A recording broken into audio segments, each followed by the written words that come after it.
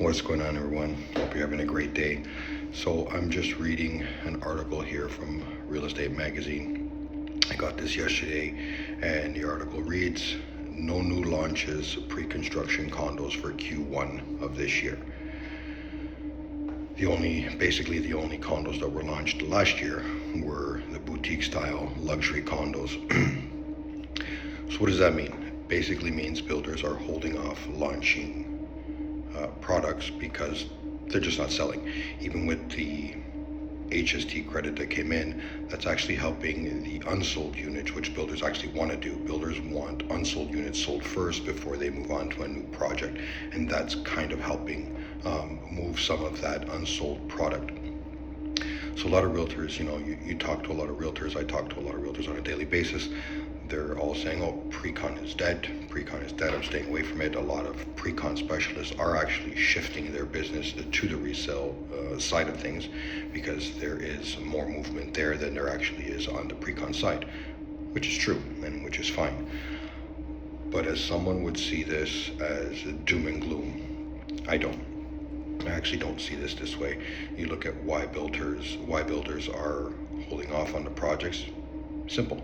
They're not selling, they're not making money, they're just not gonna build a product that's just not gonna sell right now. What they are doing, there are actually some builders are shifting to purpose-built condos, which are, they hold the building and they use them as purpose-built rentals, which is also great to bring some housing to the market, which we still do need. As much as people want to say housing, as population grows, even though it's slowing down, population is not going to stop growing. We need housing. We need housing for new immigrants, people just getting into the market, whether it's rental, whether it's buying or whatnot. We need housing, so they're shifting their business to purpose-built rentals. So going back to what I said, why do I see this as an opportunity? Well, how long does it take to build a condo? I've been saying this, 3 to 5 years, depending on the size of the condo. From the time they break ground to the time of full occupancy, you're looking at around 5 years.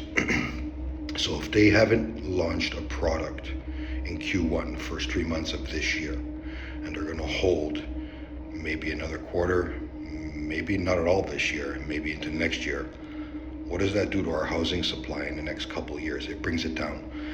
So where I see this as an opportunity is you have to look at it. So what's going to happen, what's going to happen in 2027, 2028, into 2029? We'll probably be in a shortage. A lot of people disagree. We'll be in a shortage of new builds. And what will that do to the existing inventory, existing condos, existing homes? Well, it's going to bring the price way up. So that's why I see this as an opportunity. If you're looking at a downturn as a shortage, and there's not going to be enough units to buy when our economy turns, not just the real estate market, when our entire economy turns, which it has to at some point. It has to. I can't tell you when, but it has to. Whether the government fixes it immediately or in the long term, whatever, our economy has to turn at some point. If we're short, 10,000, 15,000 units a year, what's that going to do to the existing inventory? Well, it's going to drive that price up because demand will come back at some point. So keep that in mind when you're hearing all this doom and gloom and builders aren't doing this and builders aren't doing that. Well, builders are they know their numbers, and they're not going to do something that's not going to be profitable to them because it's a business. So if they're holding back and there's unsold inventory and you can buy, it's a good time to buy because they're discounting these units, and with the credit, if you can get the credit, then there's some good savings. So when the market does turn, what does that do to the value of the unit you bought in the slowest condo market we've seen in probably 20 plus years?